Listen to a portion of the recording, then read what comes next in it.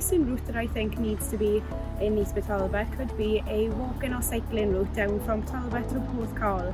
I think a lot more people would use this route rather than taking the car.